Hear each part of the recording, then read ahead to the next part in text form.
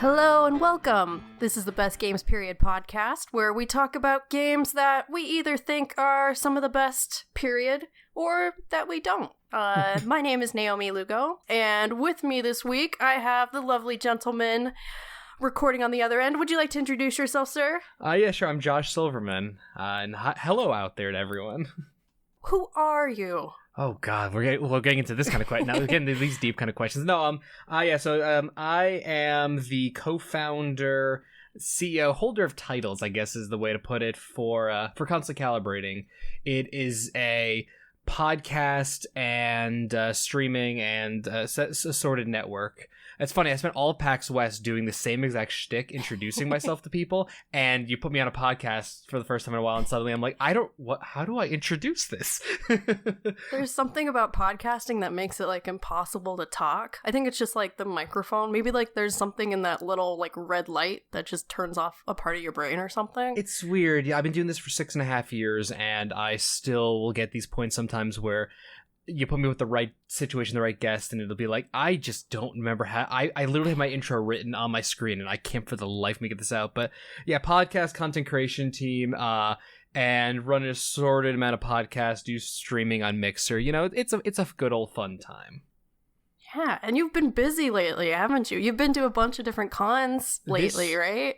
Beginning of this year, I was like, I'm not going to conventions this year. I'm going to go to my local Phoenix comic, whatever they're calling it this time. I'm going to go to PAX West, and that is it. And then suddenly opportunities started rolling around, and I went from Phoenix Comic Fest to the next weekend. I went to DreamHack Austin to the next weekend, E3. Skip a couple, about 6 weeks out, went to our Rooster Teeth's Austin Expo, and then 3 weeks out, went to PAX West. And now I'm going to San Francisco in 2 weeks. So it's like my head is just swimming hearing that. It's trust me, my wife was not happy about it. My second child was born 4 weeks before this whole entire summer of events started. So of course they were. So yeah, it's been a whirlwind experience. And as I said, like, I went from, okay, PAX West is the end, to an opportunity arose just before PAX West, and now I'm going to be in San Francisco in 2 weeks. So, yeah. And apparently now I'm going no to that. And now I'm going to PAX South at the end of January, because hey, yeah, things are starting to take off, and I'm busy. Which is a good, fantastic thing, but my goodness, cons are exhausting for sure. Very, very much so. Extremely so. But yeah, hey, if I didn't go to conventions, I wouldn't have gone to E3. If I hadn't gone there, I wouldn't have met you. So yeah, exactly. Yeah, we actually met at E3. And what game was Greedfall. It? We were previewing. There we go. Okay, I'm glad you remembered. I remember. Yeah, I remember because it's the only time I've ever gotten a swag bag thing that wasn't like a large t-shirt. It was a sweatshirt. Yeah, it's a super nice sweatshirt, right? Very nice quality one. So it's I actually spent all the next conventions. I like to keep hotel rooms really cold, so all the next conventions, that was my sleep sweatshirt, pretty much. I wore mine. I can't remember which game I had on it, but I wore that pretty much all throughout the time that I was in Iceland. Which I was in Iceland right after E3, so I totally get it. It was a perfect sweatshirt for that. It was a very nice one. So, what have you been playing lately during the obviously abundant free time that you've had between these conventions? Conventions and children, total free time. Yeah. Yeah. I've actually, that's the thing is, like, the deeper you get into the game industry, the less you play. A lot of people, I don't think, understand that. Even if you're like a person who writes reviews, you don't really have as much time to play stuff. That being said, I finished up going to PAX West. I finished up the Mario Rabbids Kingdom Battle game. And then since then, I have been splitting my time between playing The Messenger and the new Spider-Man game. Nice. Which I managed to get my first ever platinum trophy for Spider-Man. In this case, I got my first ever platinum trophy over on Saturday night. Getting 100% in that game and finishing it. And then the very next night, I got 100% finishing off The Messenger, which are the first 2 games I have finished in a very, very, very long time. Goodness. Isn't it such like a great feeling to actually finish a game? Because that backlog just only gets bigger and bigger. Pretty much. Like, I just restarted. I just didn't restart. I just decided to continue my game on the Switch of Golf Story because my wife was using my computer to play something, and I'm like, and she wanted me to spend time with her, so I'm like, I guess I could play the Switch, but I finished the Messenger. What do I want to play now? So I just like sat indecisively staring at my backlog on the Switch for like 45 minutes, and I'm like, I guess I could finish Golf Story. That was a pretty phenomenal game. That sounds like a good idea. So nice. Yeah, it's been an interesting time of gameplay. What have you been playing, out of curiosity? Oh man, so for the last 4 weeks, during this segment of the show, I've been talking about a game called Graveyard Keeper. I don't know if you've heard of it. Hell yes, I have a review code that I haven't touched for it. Nice. Oh my goodness. If you like Stardew Valley-esque games, you are going to fall deep into the rabbit hole with this one, but it is... Yep. It is That's really why I haven't played it. Yep. It is really far from what Stardew Valley is, though. Last week, I talked about eating people meat, which was a big part of the opening segment for some reason. It's so interesting. that's what you can expect from the game. My creative director, Justin, he spent all PAX West trying, like, he was talking to, we went to Tiny Build had sorry, I hit my microphone there. Tiny Build had a press conference, and he ended up talking to I think like the CEO of the company about how Graveyard Keeper breaks his brain because like he'll have these thoughts like he wants to say out loud while he's playing it, like, you know, about eating people or these different things. He's like, the game makes me sound like I'm an effing psycho when really I you know, kind of thing. It's really, like the thoughts that go through my brain. Yeah. If any of you out there have not listened to the opening segment of episode 111, which was Hyperlight Drifter, I definitely sound like an insane person because I do talk about feeding the villagers people meat without telling them, eating people meat sandwiches, and then using body parts to decorate dungeons, which, you know, all normal stuff. But what is really interesting about this game is, of course, it offers you all of these opportunities to do these absolutely crazy things, but it doesn't guide you in any way. Like, it doesn't, like, chastise you for eating people, and at least not yet. And it, you know, there's a bunch of different paths you can take, and I'm really intrigued by that, and that's why I've been grinding the hell out of this game. I don't even know how many hours I'm in. It's ridiculous. It's best not to look into that. Exactly. And I'm like, the in-game year, or I've been playing the game in its in-game time currency. Wow, that was really hard to say. For over a year, 365 plus days. And I am just now at the point where I think there's no return for my decisions, and I've been kind of doing like the evil path just to see how it turns out. And if my theories about this game are correct, it is phenomenal. And it kind of tests the boundaries of what games can be, and I'm really hoping that's what it is. So yeah. And then I've also been playing Pokemon Go. Good times. And that's pretty much it. I think that's a good array of different games you're doing. Yeah, you know, they're in the same genre. Pokemon Go, catching Pokemon, Graveyard Keeper, eating people, same thing. So yeah, totally reasonable, totally the same thing.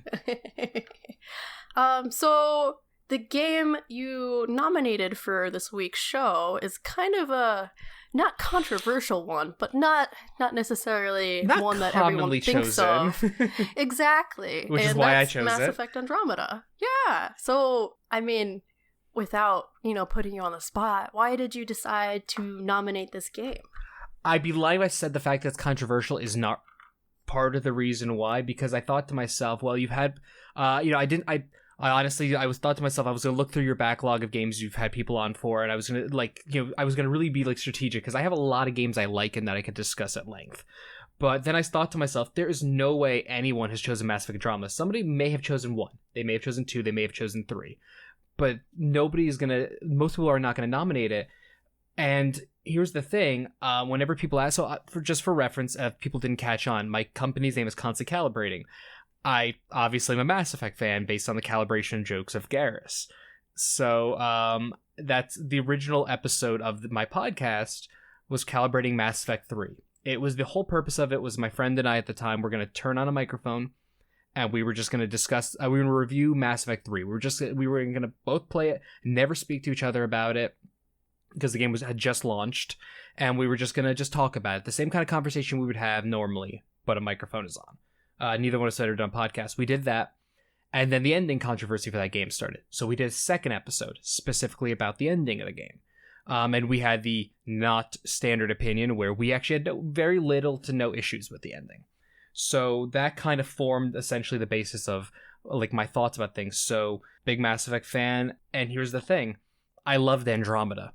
I loved it before they put the patches in to fix some of the facial animations. Don't get me wrong, I can find issues with the game. I'm not a blind fanboy. But the reason I nominated it is I had the exact same experience playing Andromeda as I had playing Mass Effect 1. I love 2. I love 3. But 1 was special for me. 1 was this was a brand new world. I knew nothing about the game. I bought the game on a whim. I had barely seen a trailer for it at that point. It was a fresh new game. I decided to pre-order it like 2 days before it released. And I literally remember sitting with my wife, then my girlfriend, in the food court of a mall, back when you did things like that, and reading the manual and being like, wow, they don't use good and evil, it's Paragon and Renegade, and this is so interesting. And I sunk into that world, and I beat the entire game in one weekend, and then I beat the game. I started playing the game, I think, on a Friday, and I beat it on a Sunday, and then I started a game on Monday, and I beat it on a Wednesday. And I have, in the original Mass Effect, I have 1,700 hours played. Oh my goodness. I checked. Yeah, it's insane. I tell people that sometimes, and I swear I think I'm like lying. I think I'm lying when I say it. So I have to go like hook up my Xbox 360 and go like look through the save files. But I have a lot of time in that game. But what that game did was it immersed me in this brand new world, and this new universe, and this new idea, and this new structure. 2 was great. 2 was this refined, beautiful experience, but it was more of the same. 3 was exactly the same thing, and it was this conclusion to this trilogy.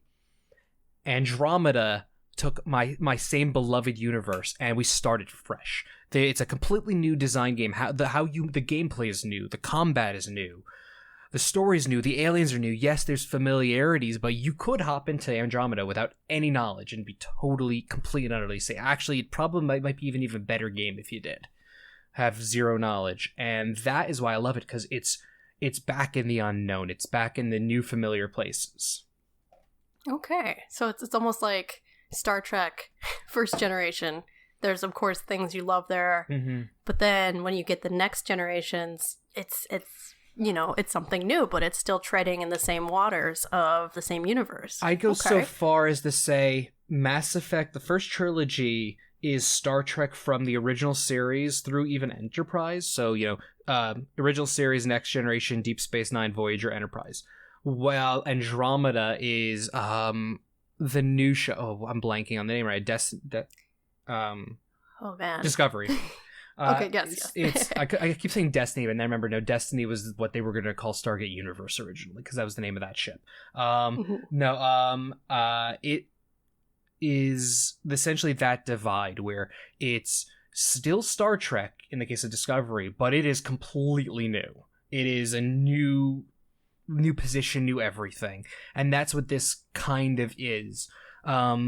With less of a difference at the same time, but it's you're exploring new. There's familiar faces, there's familiar names, familiar races, familiar stuff like that. But yeah, you're on a whole new journey there. Okay, and so your setup for this definitely included a lot of the first trilogy. So, do you think that the bad PR that this game got was because it might have been overshadowed by the original trilogy? Oh, I mean, without a doubt. I mean, it's Mass Effect as a trilogy, the original trilogy, was this, how are they going to do this project? Because for those who don't remember, the game was originally announced as you're going to create your Commander Shepard, and this is a planned trilogy. You're going to take your character through every game, and that was such an unheard of concept at that time, because wait, you could take a save game into another game. I think that blew people's minds. It's now been like different games have tried this in different ways. The Fable series did not do great from Fable 2 to Fable 3, but they tried it. Obviously, BioWare did it with Dragon Age. They even created for going from Dragon Age, from the first 2 Dragon Age games into Inquisition, they created an entire website to import your save. Something I'd actually hoped Mass Effect would do, some kind of Mass Effect Galaxy versus Dragon Age Keep.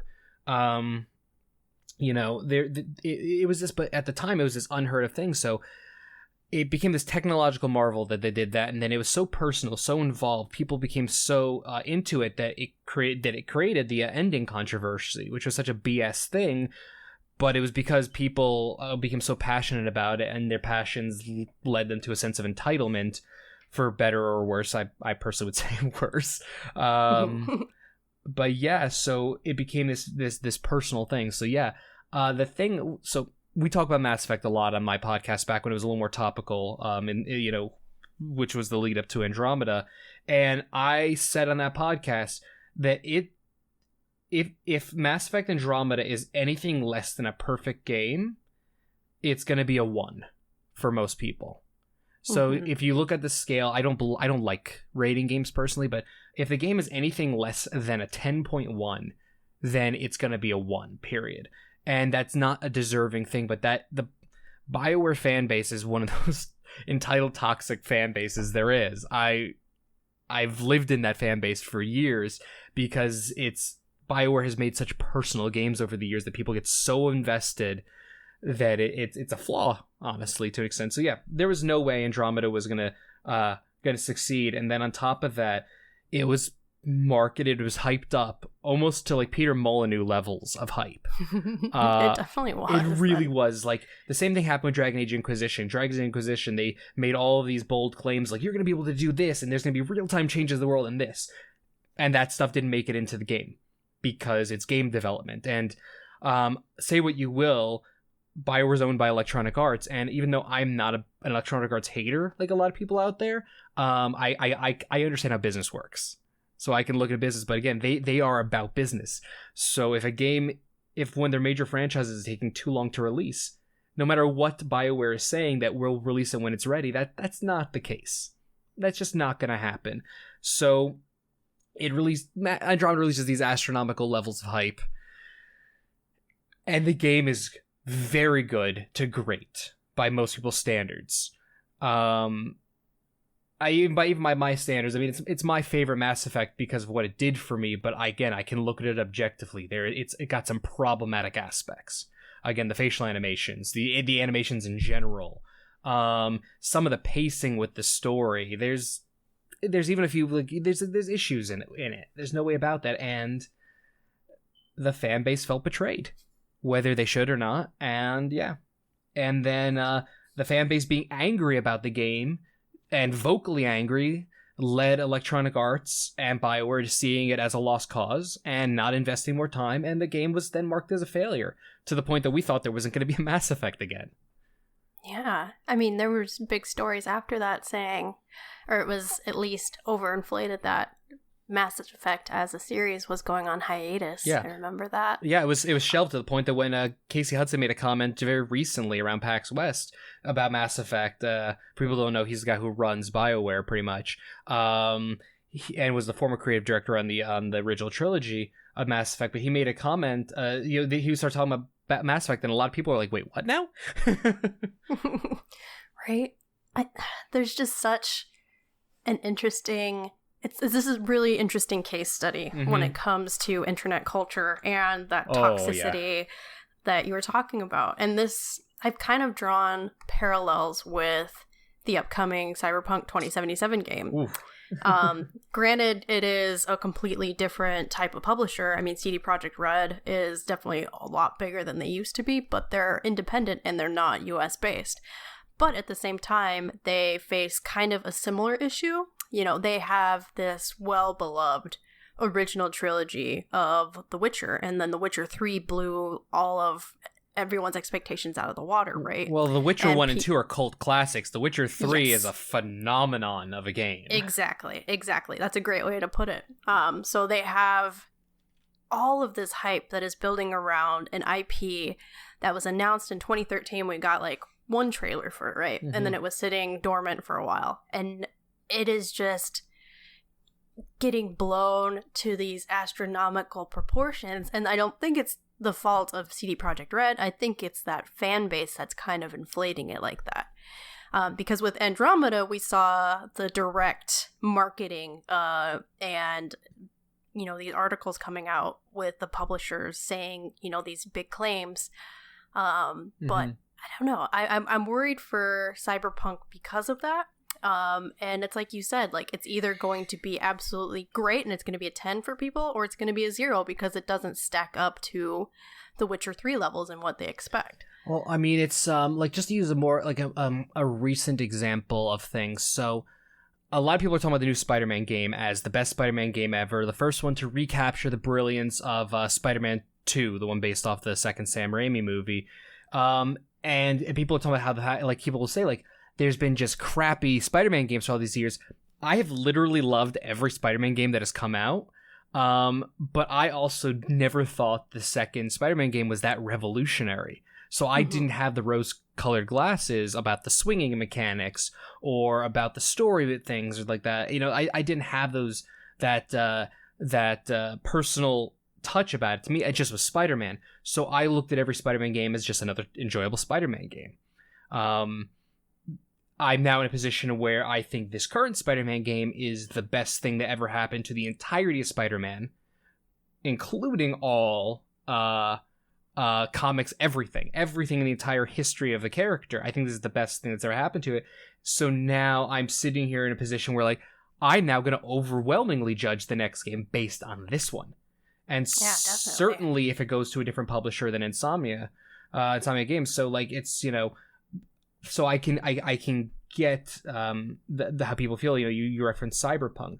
Cyberpunk's going to have the fortunate aspect of being an independent publisher, a publisher who will just literally take a decade to make that damn game if they see fit, because that's how they do their business. Witcher 3 had a bunch of free DLC because they just wanted to do free DLC for it, and then it also had expansion packs that were damn near as big as The Witcher 3.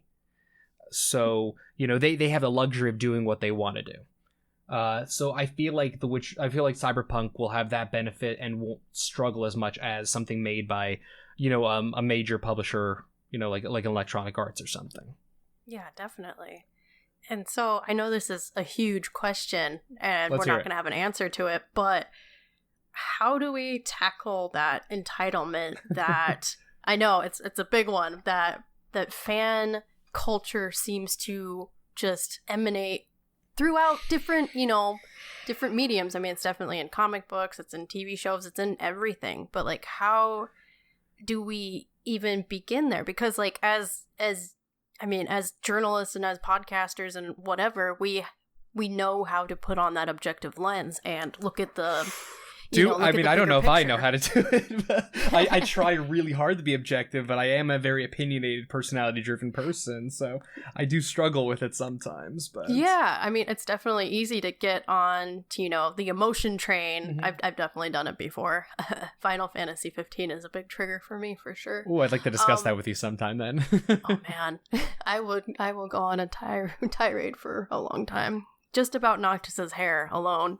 Anyway. Like, how do we get better? I mean, it's obviously on these publishers and developers and anyone presenting their game to, you know, to still expectations, but what can we do as fans? I mean, I feel like it's become like a monster at this point where it's kind of expected and it's promoted because it's, you know, it's the next viral thing that everyone can talk about. I mean, it happens pretty much every day on Twitter because that's how Twitter is designed. There's always going to be some sort of controversy with something, and a lot of times there's, you know, something every day with games. Like, how do we even start to build a culture where it's okay if video games aren't perfect and we can, I don't know. I don't even know what that would look like. So we live in a culture that what I call the pile-on culture. So the topic entitlement, ever since the Mass Effect Andromeda thing, particularly that whole thing with that one random animator being like attacked personally, we started doing on my show pretty much every 6 months to a year really at this point, because I think we've done like 3 topics on entitlement, because there's something always comes up that I lose my mind about and I have to go on a rant about. But we live in what I like to think of as a pile-on culture, where essentially, as you said, the next trending thing hits Twitter, everyone piles on it. I've known people who will weigh in on a game or a movie or a political thing or whatever it is. They will weigh in on it, and I'll be like, "Oh," and I'll ask them a question, but like, "Oh, I have no opinion. I just wanted my voice to be heard."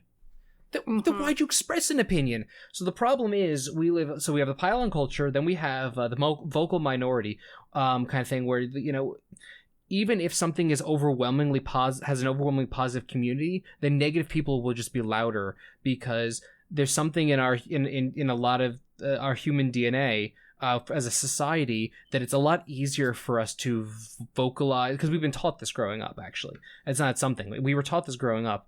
A lot of us, that it's to vocalize our negativity, to vocalize our complaints, our things we don't like about stuff.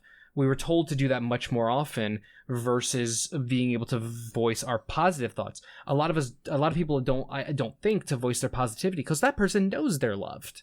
So why would I voice that? But we actually, as a society, this is a whole side thing into mental illness, honestly, I could go into.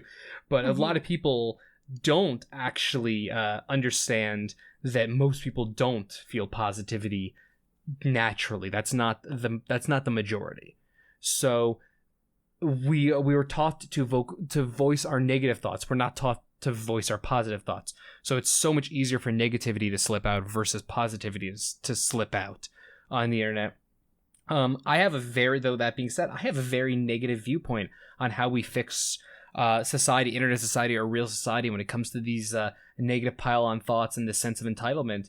And my negative viewpoint on that is we don't.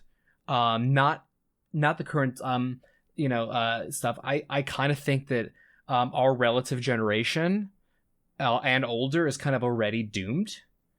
I think we fix it with our children and our children's children by teaching them to be more loving human beings and more positive human beings. And my hope personally is that'll create I hate this term a little bit, but like a trickle up effect. That by this younger generation growing up in a more positive environment, in a more loving, being taught that they can express love and they can express kindness and stuff like that, and that's not a weakness, that they'll start becoming the more seen people on the internet, and then that'll cause the positive but quiet people of our generations and older to then be louder, and eventually we'll just drown out the entitled assholes. Wouldn't that be lovely? And then eventually, there's, because when you reach a point with people that no matter what, you can't fix people. And that's another thing that we're taught growing up, is that you can fix people. Again, it's a kind of a negative viewpoint, but there are just some people, you can teach people, you can instruct people, but when a person reaches a certain level of just toxic mindset, you straight up cannot fix them. You can shift their perspective over time. But there's no fixing that broken clock, and it's something I've had to teach myself in my personal life, because I've had a lot of toxic family members that I've had to say goodbye to in the last year, because I've just finally decided they're not worth my energy, and it's an awful thing. And maybe society, as society changes, it'll give them a different perspective, because they'll almost have no choice but to be introspective of themselves and see how they fit into the puzzle now. I have a very bleak worldview. And not to, shove this giant monster of a question on you or anything. You're good with that. Slap me around a little bit. Let's beat this. Yeah, I mean, it's crazy to think. Like, the other day I saw like a kind of cheesy headline, like how to fix your brain with, positive thoughts, and I clicked it. I was like, oh, this is gonna be more of the same. But it actually had a really interesting and constructive way of explaining it. And it's just that our brains instinctively and due to our survival will seek out those negative things even if we achieve our goals. Like, say my goal is to get a new car. I get my new car, but I'm still not going to be satisfied because my brain is going to go to the next thing that I need. Mm-hmm. And that's just how we function, is we will always be seeking that next thing because we want to be prepared for the worst, right? Mm-hmm. And so this article suggested that for 1 minute a day, 3 times a day, for 45 days, to just make your brain think positive thoughts and seek out positive things to create that neural pathway so your brain can have that actual structure to be able to do that. And I mean, it sounds really simple, but it's something that I didn't even consider, you know, and it's something that I'd never been taught before. And it was just kind of mind-blowing to even consider that our brains aren't even like physically capable of doing that the way that most people have been raised. So, I mean, no wonder we get all of this negativity on the internet. I mean, it's how society has been formed. Yeah. I mean, it's literally what it boils down to is, you know, I can look back on lessons I learned going back.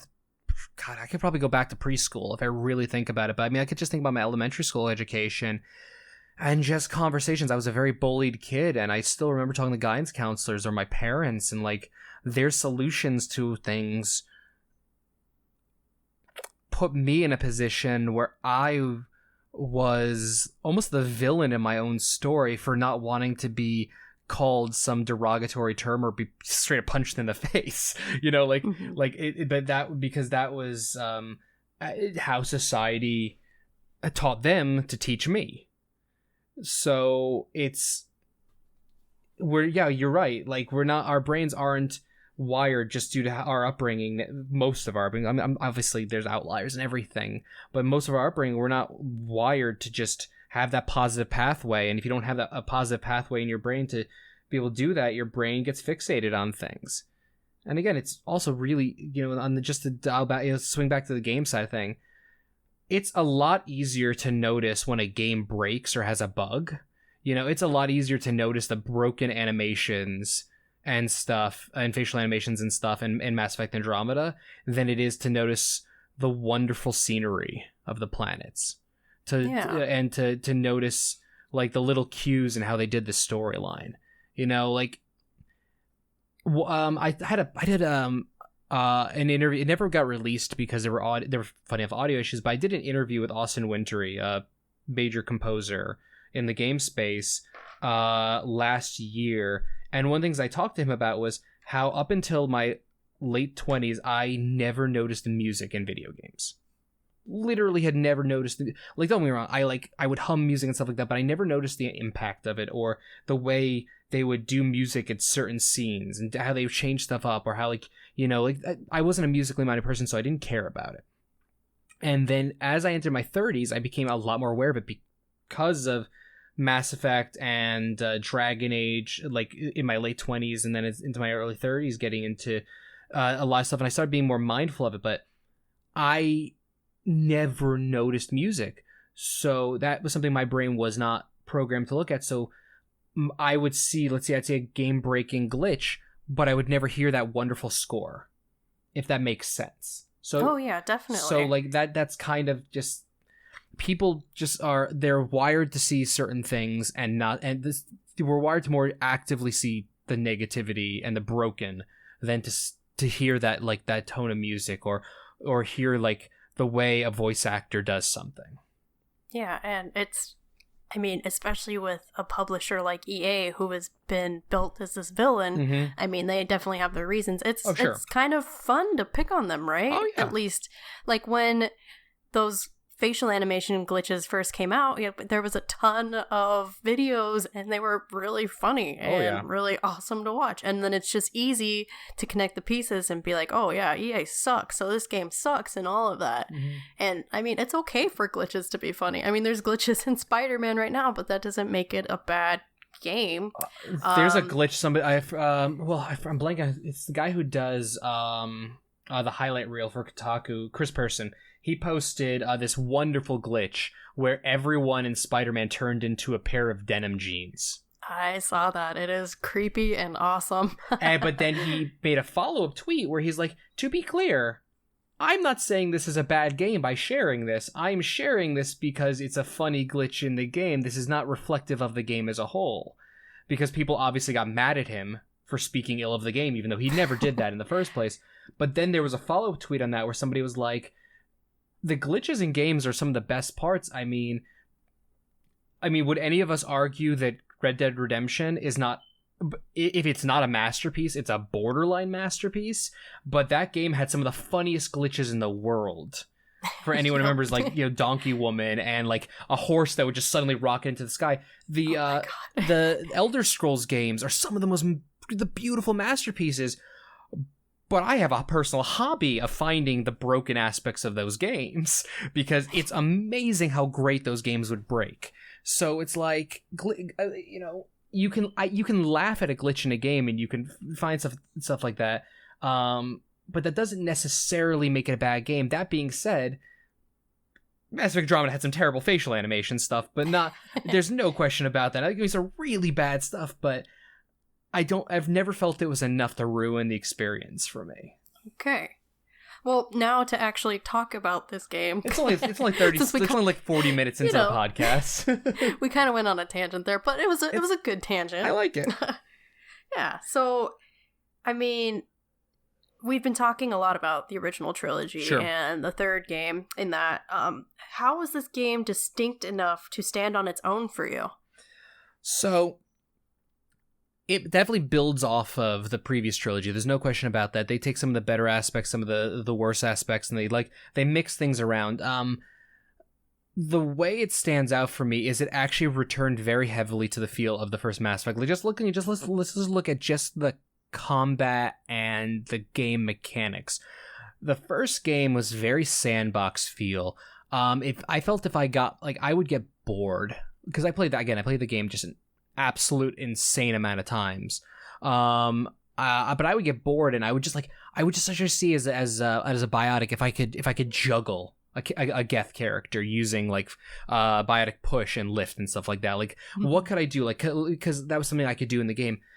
2 and 3 removed that sandboxy feel of it. The gigantic worlds were gone, but that's not even the sandbox aspect. Like just the ability to just play with your food, essentially. But like you couldn't do that because enemies would despawn suddenly, and enemies were not interactable. You couldn't interact with them once they were dead. You know, to an extent you could, but it was very limited, and I felt like a piece was missing. With experimentation, and Mass Effect 2 and 3, while great games, the combat is far better than in the first game. But I felt like the experimentation was gone. Andromeda opens up that experimentation in many ways. 1, you can play with your food again. 2, the game has a feature that makes sense with the story that you are not beholden to one class. In fact, you can create different profiles. So you can play the strict soldier pulling at your assault rifle, unloading on people, and using all things. And then you could, a certain situation, either your choice or maybe the scenario calls for it more, you can then switch to a totally biotic character. You can then switch to a totally engineer character. You could then switch to a combination. I personally played for the majority of the game, I played a sniper, a long-range sniper, that would weaken characters, but then at close range, I would just switch into this biotic character and I would juggle my enemies and set them on fire. Like, that aspect of being able to, you're not required to play the game completely from the beginning to try a different thing. I know a lot of people who, the original Mass Effect trilogy stuff, they started with like a soldier because, that's what they know. Like, soldier's the most basic thing you could do.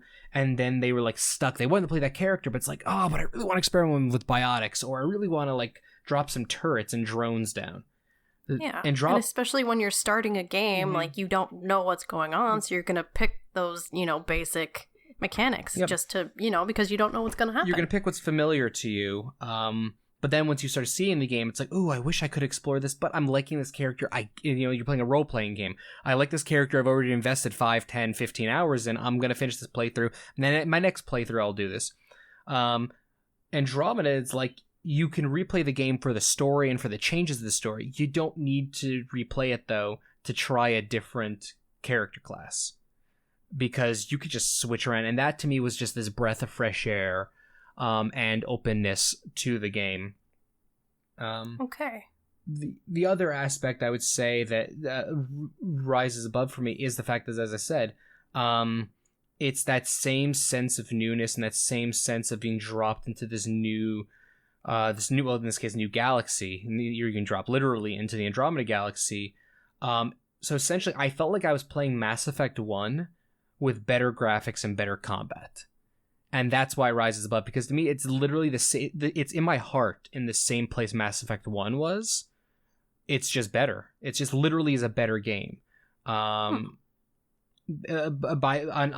every way, shape, and form. I feel that. So that's why it rises above the rest.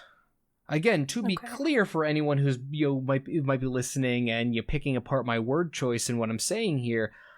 I think the original trilogy and each individual game, the original Mass Effect trilogy, are masterpieces. I think they're phenomenal, and again, literally started a damn company because of out of my love for that trilogy. So they're very special, and I think they're phenomenal. Just for my personal opinion, Andromeda ranks higher.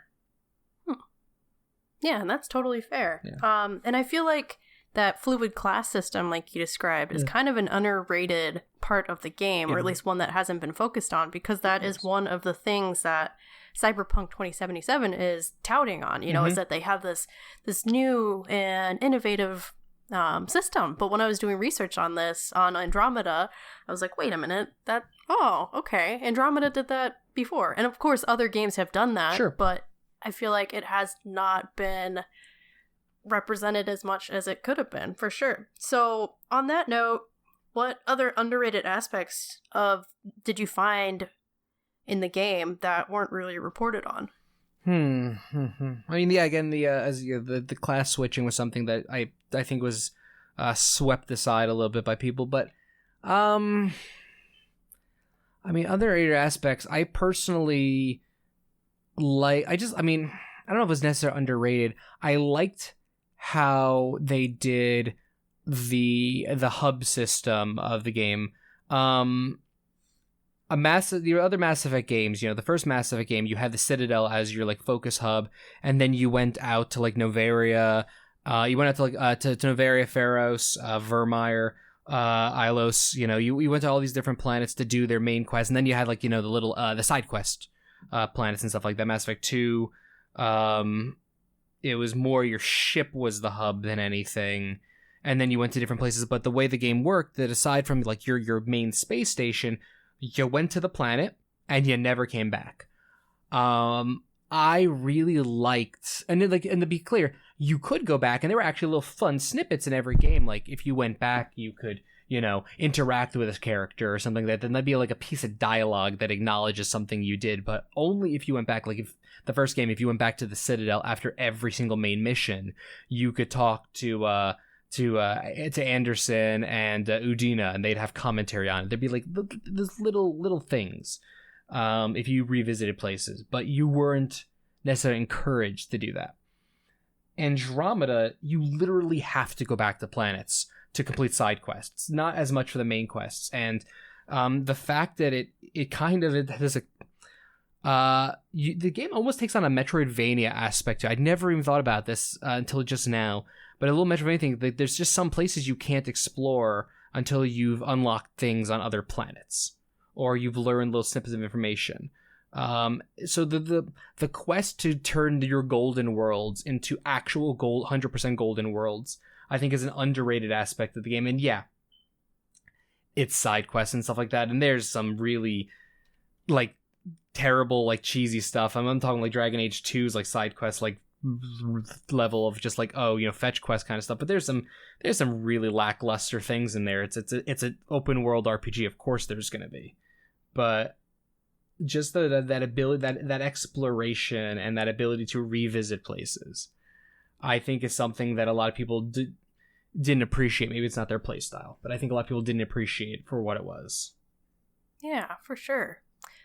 So how was the actual world itself for you? Like, how were these planets?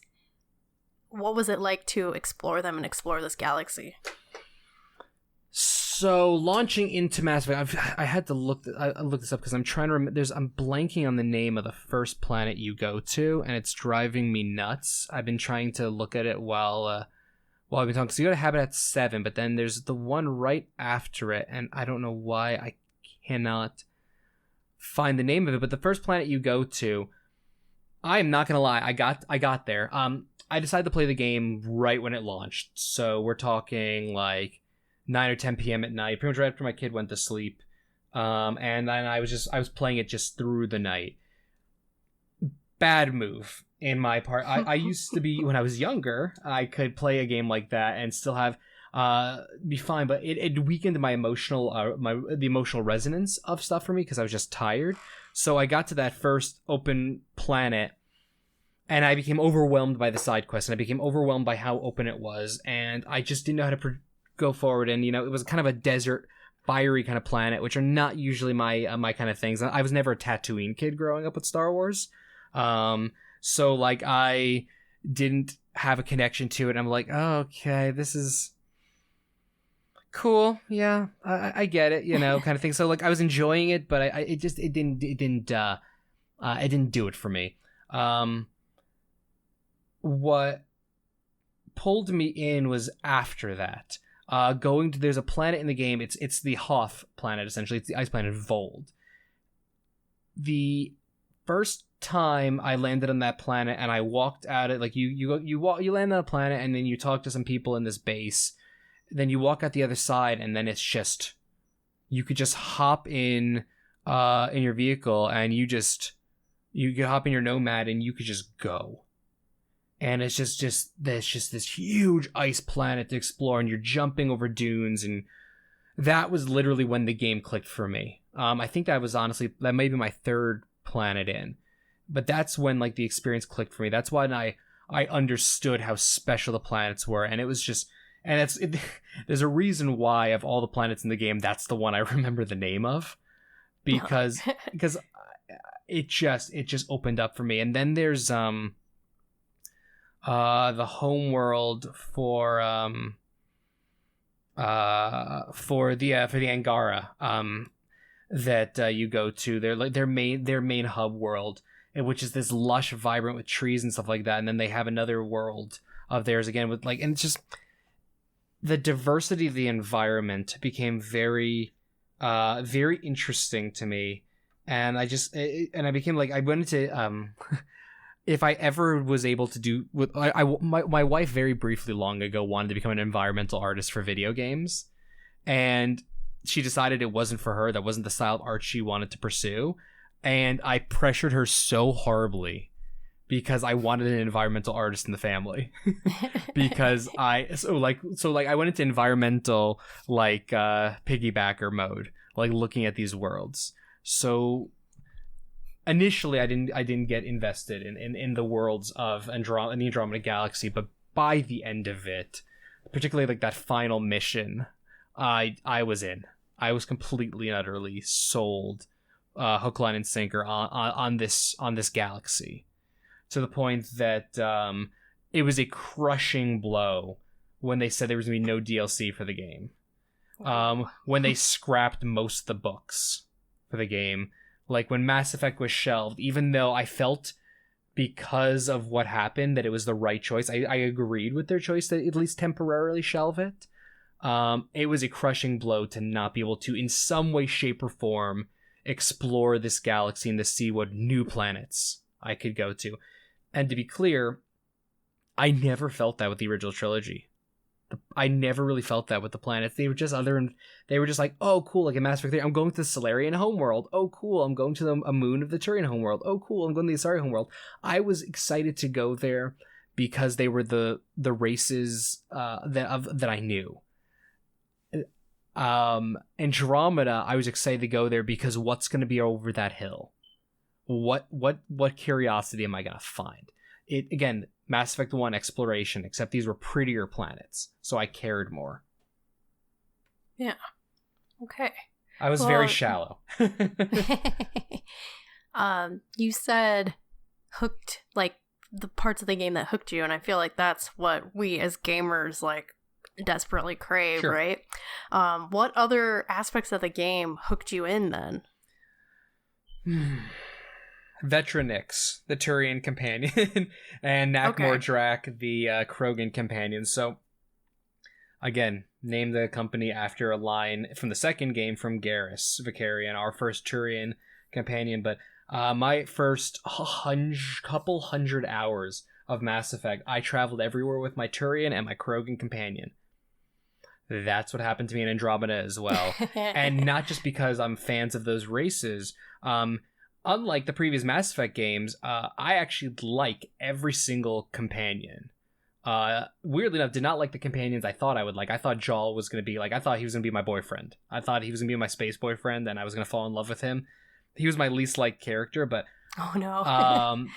But expectation being different things. But unlike the previous Mass Effects where I love these companions, I like these companions, I'm okay with these companions, screw you, Jacob. Like, that's pretty much how my original Mass Effect trilogy works, pretty much, because, like, the characters differently personified. I thought I'd have that experience, but I love every single solitary companion in Mass Effect Andromeda for one reason or another, to the point that when I got to the romance point, I couldn't decide between Cora and Vetra. Like, literally was frozen, trying to decide, because I had a male character, who I was going to go for. Because that was just like how the characters were. So for me, it was Vetra and Drak. Being able to have my Turian and my Krogan buddy, just like the first game, and their dialogue, and that was another thing that just hooked me. And yeah, you get them a little bit later into the game.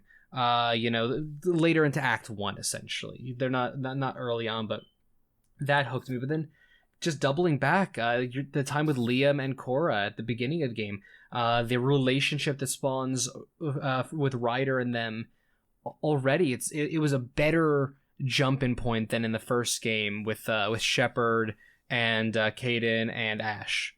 Like, or in the second game certainly with Jacob and with Miranda, like, I just felt a better connection. I felt... How do I put this? In the Mass Effect trilogy, Shepard was a character I was playing. I felt like I was playing the character of Commander Shepard. Andromeda, I felt like I was Ryder. Mm-hmm.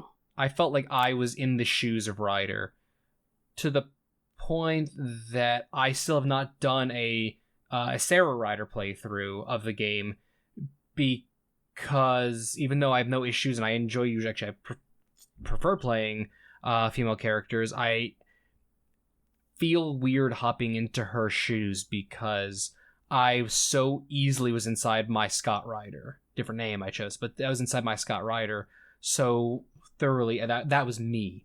So it's weird for me almost to hop into her shoes because I don't identify that way. So, but yeah, I was so engrossed inside of my Ryder. Like, Ryder was me, and I felt like Liam was my drinking buddy, and I felt like Cora was this weird, militaristic, mentor that becomes a mentee. I felt like Peebee was this weird, sexy character on my ship. I felt Vectra was this, I have a thing for Turians, this extremely sexy, but insightful, interesting, and like hyper intelligent person, like this smuggler character. She was kind of like my Han Solo character, straight cis man. So I never had a thing for Han. So I think he was cute, but like I never had a thing for Han. So I got my Han Solo character out of her. Drak was this like badass older guy, and then Jaal was confusing. But I felt like they were my friends, to the point that I creeped my wife out talking about them as such. That's so great. So yeah, but like again, I love characters, a lot of characters. I love a lot of characters. I have a very strong connection to some characters from the original trilogy, but they were characters. That's all they were. So they felt better in this game overall. For me personally, yeah, I felt connected, much more strongly connected. Why do you think that is? Was it the writing behind them, or was it the gameplay that allowed you to interact with them? I think it was the writing I think it was how Ryder was personified and how the gameplay and the writing melded to make Ryder into a better character. I think they were just as well written. I think even some were actually worse written in some cases than some Mass Effect trilogy characters, in some cases at least. I don't necessarily think they were superior. I think overall I think as an overall scope there was better writing, because I always felt like Garrus, Tali, and Rex were given better writing duty, while characters like Jacob and I'm trying to think what's his name, the Prothean character Javik in the pre-trilogy, I felt like were not given as much time on. And this is again personal observations. I think the fan favorite characters were given a lot more effort while the other ones weren't. That's just a perceived notion. While this game, I felt like a lot of focus was given, again, new characters, new universe, was given for everyone. Everyone kind of got their time in the spotlight. So, yeah. I think that coupled with how the Ryder character was a better written character than Shepard, because Shepard was meant to be a character that you fell into, while Ryder... Remember, Ryder's a part twins. If you play Scott Ryder, then Sarah Ryder's still in this universe. You can design her completely, but you'll interact with her and stuff like that at later points in the game. Versus if you play Sarah Ryder, suddenly Scott is that character. But they're not just copy pasted characters. They literally have different personalities. So while you are, and I did feel a connection, strongly feeling like I was inside of Scott Ryder's head. They are still isolated individual characters written, so I think the better writing for the Ryders created a better connection to the companions, which created a better gameplay element aspect to pull in the companions, which created better moments for me as Scott Ryder to bond with them. Okay. All right. And to totally derail us, please. We do this segment, and it's called Contrarian Corner, where we read off basically a bad Metacritic review from a user, which is always just so great because the grammar is perfect. But then that'll lead into my question afterwards. So I have a couple here that I'm going to read, and these are from the PS4 reviews.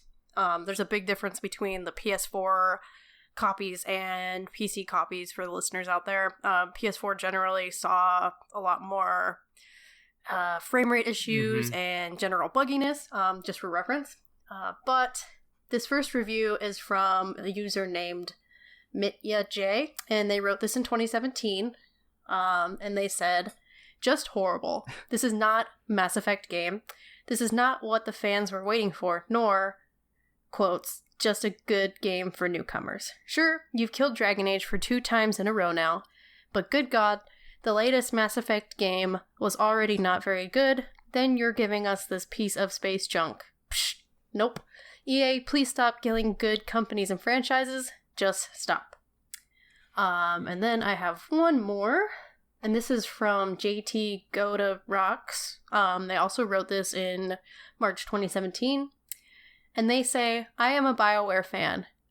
I almost always defend them. I can't do it this time. I don't care about the technical problems or animations.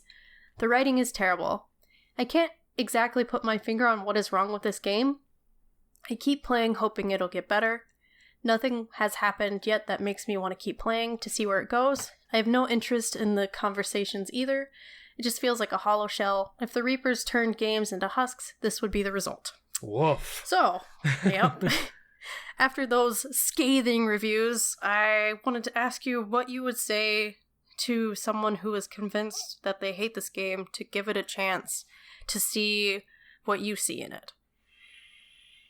Okay, well, the other people's commentary on the dialogue and the aspects of that is not an uncommon. I've seen that a few times. I have friends who love the game, like myself. I have friends who are neutral on the game, and I have friends who hate it to such a degree I didn't even know it was possible to hate something.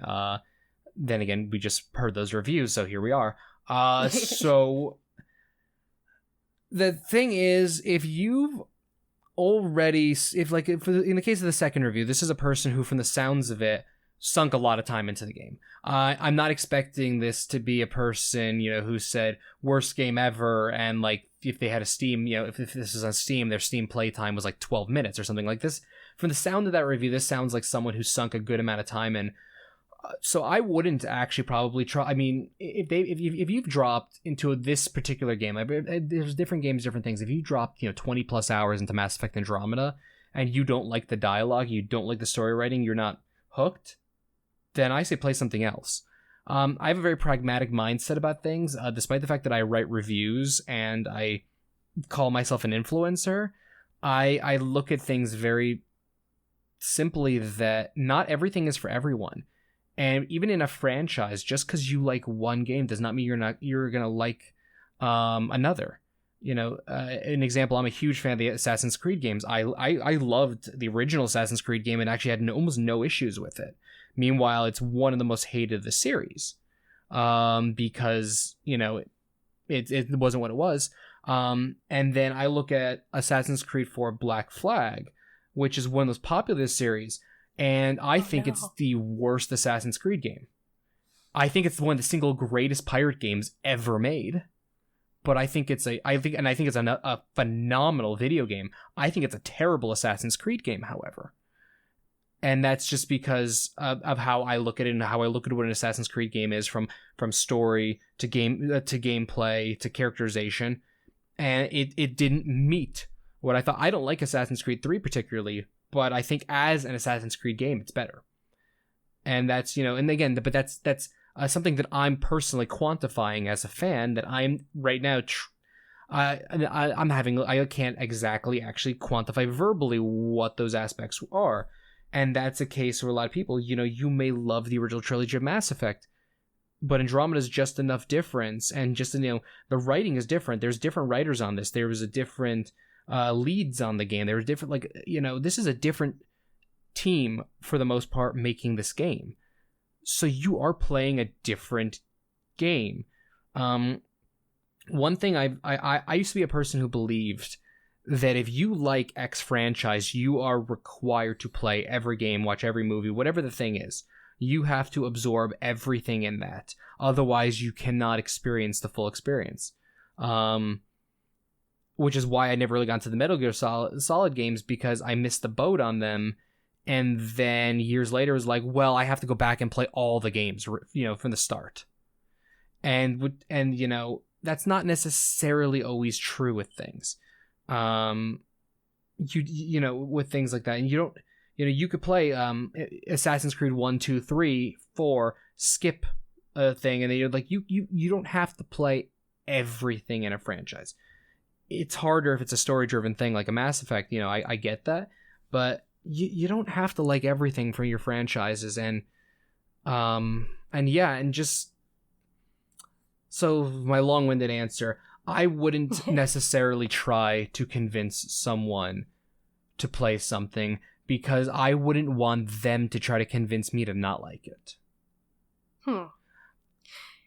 Yeah, it's definitely tough, and we've talked about gatekeeping a lot on on this show. Yes. And that mindset of having to play everything in a series or you're not a real fan is definitely a huge part of that. Like, obviously you can still like Pokemon, but it's really hard to play every single game, right? Ugh. Because not only do they span back many years, but there's also different iterations and 3 games per generation at least, and then there's 3 games per generation, then there's side games, and then there's this, exactly. And then there's that, and it's more convoluted than Kingdom Hearts, and that's saying something. Yes, and then Square Enix, of course. And then Square. You yeah, you have to put in a lot of work to play all the Kingdom Hearts games, Final Fantasy games, but you can still like Final Fantasy if you've only played 1 or 2. You know, it's still possible. So yeah, I'm saying I could liken this to Final Fantasy. A lot of people are like, well, Final Fantasy is not a good example of playing 7 but not playing 8 but then playing 9 kind of thing, because they are isolated stories and things. They're isolated stories, but as a person who at one point wanted to design games and still wants to write games, I still want to design games, who am I kidding?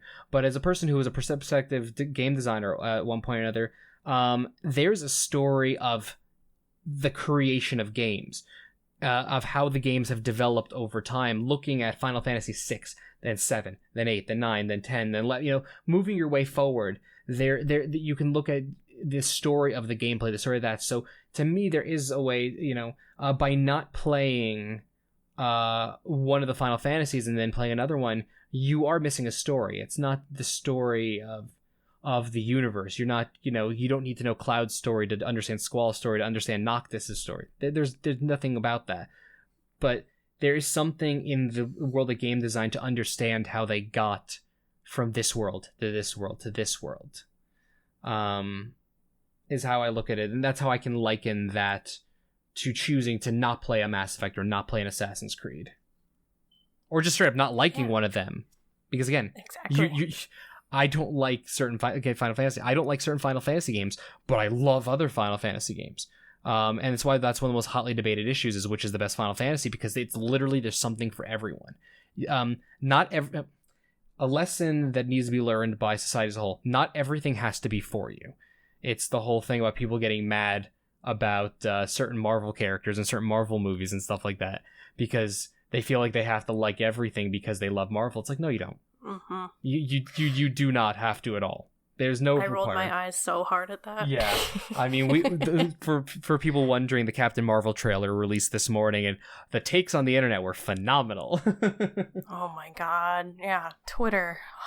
Twitter, the cesspool of Twitter today. Whenever there's a new Marvel trailer, particularly a first Marvel trailer, particularly in the case of a female character, we're about to both say, yeah, you end up with some interesting thoughts. But here's the thing, it's what I said to a friend who, when Black Panther came out, they didn't know, how do I watch Black Panther? I'm not a black person, so I can't really identify with the African culture and stuff. It's like, well, maybe the movie's not for you.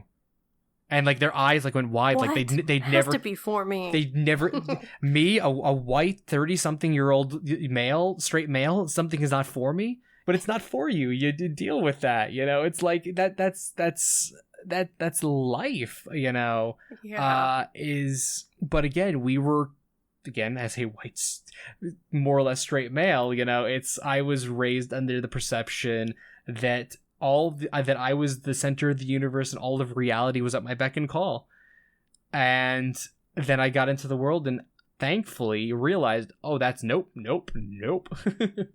That is not how that should be. So things might not be for you. And I don't want to get into into a race thing here. I'm just saying, like, not everything has to be for you, as an overarching theme of life. And you are permitted to dislike or even hate something that belongs to something you once liked. Or still like, Yeah, or still like. You can dislike different parts of franchises. Like, there are plenty of Pokemon I hate. Oh, and I still love Pokemon overall. The prequel trilogy of Star Wars, I think, I will always say, is the single best example. Yeah. I like the prequels overall. I think Attack of the Clones is one of the worst things ever made. But I think Attack of the Clones is one of the worst things ever made. I still love Star Wars with a fiery passion, and I still love the lore of it, and I still love the lore that came out of that second movie. It's still a terrible movie, and I still don't like it. I still hate the movie, but like you're disliking one part of one universe you like does not make the whole broken. Mm-hmm. Yeah, like I hate the boy band clothes in Final Fantasy 15, but I don't hate the game overall. No, I get that, but again, you can pick and choose aspects. You can pick and choose what you like. Again, I'm talking right now about Mass Effect Andromeda is my favorite game of the series and one of my, top. I put in my top, 10 to 15 favorite games ever, but my God, there are so many bad things about that game. I can look at them very objectively. Again, we've gone over the animation, stuff like that. There are some weird choices with some story directions that go. There are some weird pacing issues. There are issues with it, but again, those broken aspects do not break my perception of enjoyment and what it did to me. But hey, like what you like, don't like what you don't like. As long as, the entirety of reality is you have your opinions. Keep your opinions, and enjoy your opinions, and discuss your opinions. Don't throw a hissy fit when somebody else disagrees with your opinion. Talk to them about it. Maybe you'll have a new perspective. And back up your opinion with, actual gameplay and actual experience. So. Yeah, pretty much. All right, I'm rambling like a maniac on your show. It's not even my show, and I'm rambling like a maniac. It's all good. So it's what we do. Yeah. It's what we do here. We are at the relative end of the show. What last point would you like to make to debate that this is one of the best games, period? I mean, this is a personal thing. I legitimately do not know if this game in 20, 30 years for the game itself will ever be listed in some gaming hall of fame. I think for gaming controversy hall of fame, it's going to be up there. But I don't think this is ever going to necessarily be in some museum for best game. I think it's the best game for me and for people I've talked to. I think it's one of the best games ever because of what it did for me to reinvigorate my love of science fiction, my love of exploration, my love of the great unknown. To me, this is a great game because, and a best game because of the impact it had on me, and the impact I've heard it's had on others. And I mean, that's what I think most people want out of their games, is to be impacted. So that's what makes it my best game. All right. Well, that's a great point to end on. If you say so. So again, if you want to plug anything here, where do you hail from? What do you create? Where should people find you? So, okay, again, my name is Joshua Silverman. It's the first time I've called myself Joshua out loud in a while. I must be tired. I'm hungry, honestly. I'm Josh Silverman. You can find me personally. I'm at Bear Punch on Twitter. I'm fairly active on there. It's a very weird Twitter account I run, but people seem to like it. I run Constant Calibrating, which you could find at ConcalPod. On pretty much, if you look up ConcalPod or Constant Calibrating on the internet, as you'll find pretty much everything related. I run podcasts and stuff like that. Everything streams to mixer.com/ConcalPod. Everything, pretty much for the most part, ends up on iTunes and Spotify. After the fact, the new main podcast for Constant Calibrating podcast goes out on Fridays. It's primarily an interview-based show.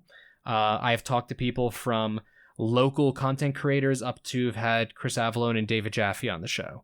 So it's a very wide net, and it's not just gaming oriented. So, there's that. I run a show called The Mental Health Breakdown, where I just stories of mental health illness. Try to shine a light on that. And we are about to announce, I have no issues, we're about to announce a show called The Proper Villains Podcast, which will be a monthly one-shot pen and paper show, streaming live on Mixer. I can't say too much yet because I still am signing some paperwork, but we're going to be premiering, I believe, in the weekend before Halloween. We're going to be playing, I could say we're going to be playing Vampire the Masquerade 5th Edition. And I can't say much more than that. And essentially every month we're going to change up the game. We're going to change up the people on the show.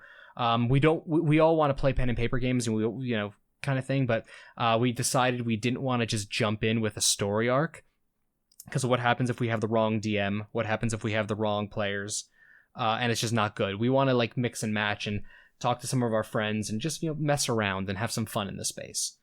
So that's going to be the next year of my life, is playing different games every month. So there's that, and then the final plug I'm going to do is I'm announcing it this week, but I am going to be co-hosting Kinda Funny Games Daily on October 9th. So, and my creative director will be hosting it on October 8th. So if you're fans of Kinda Funny or Greg Miller, we were given a phenomenal opportunity, and so. That's awesome. Congrats. Thank you. Yeah, thank you. So yeah, that covers all of my insane. I've never had to actually. I haven't been on someone else's podcast in a long time. So I don't know. So I forgot how to plug stuff. So I just kind of went on a ramble there. It's weird promoting yourself, especially saying like your name out loud. It's weird. It's just a weird thing. Do you ever say I'm sorry, Jarrell, do you ever just sometimes just say your name out loud and you're like, that's not, no wait, that is my name. Yeah, no, totally. Yeah. And weird little thing about my name is people often say it in so many different ways that I can imagine. Confuses me sometimes. You know, like I get Naomi for some reason, and then like Naomi, and then sometimes I'll kind of just like hybrid that and just do weird stuff with that, which is bizarre. You would think I would know my own name. And then my middle name is Hawaiian. It's Noelani, and until I was in elementary school, I didn't know how to pronounce that. So yeah. Fun little story there. Hey, I randomly at PAX West, for some reason I'll never understand. It was a funny moment. I said my Hebrew name instead of my actual name when I was introducing myself. And to be clear, my Hebrew name is Yeheshua. It's close to Joshua. I don't call myself Joshua either.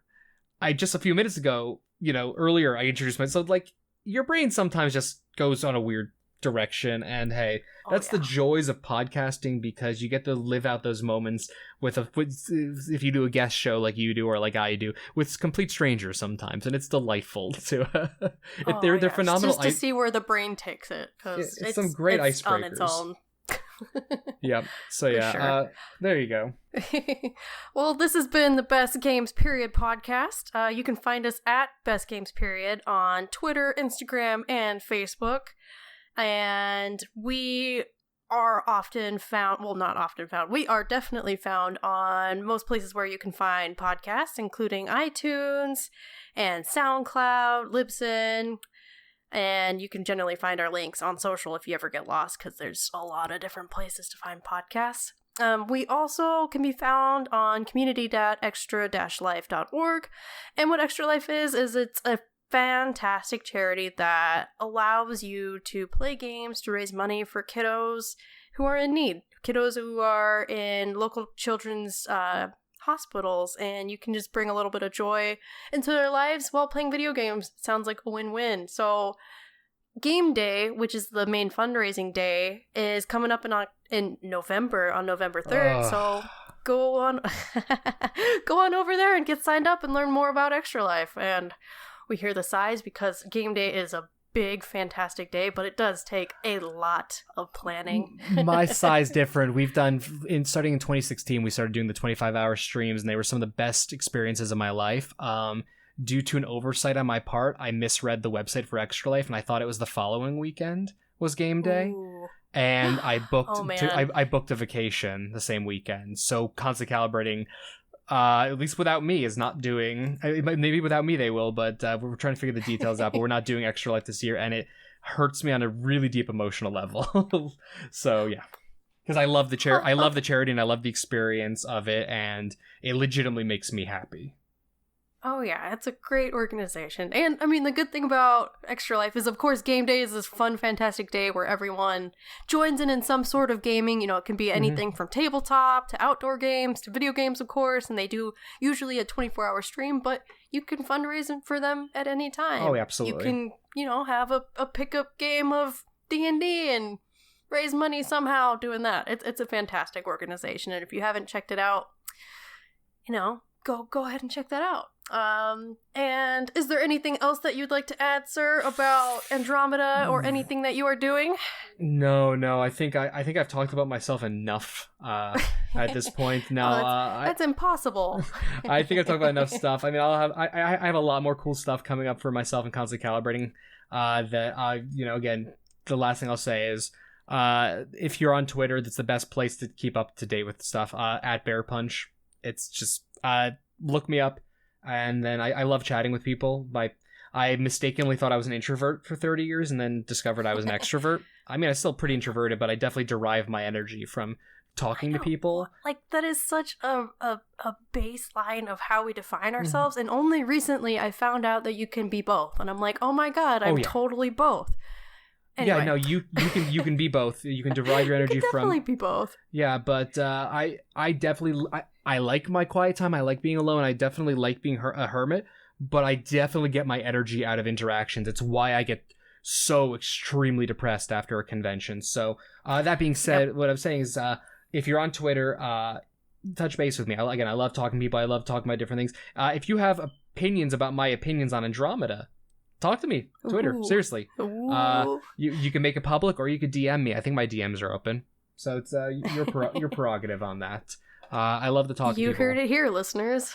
We have a willing participant in Andromeda discussions. Fight me, internet. No, seriously. No, let's have a civil discussion. All right. Well, on that note, dear listeners, we will see you next week. We are continuing our sci-fi month with whatever game we talk about next week. It is not solidified, so I'm sure it'll be amazing no matter what. And with that, we will see you on the flippity dippity.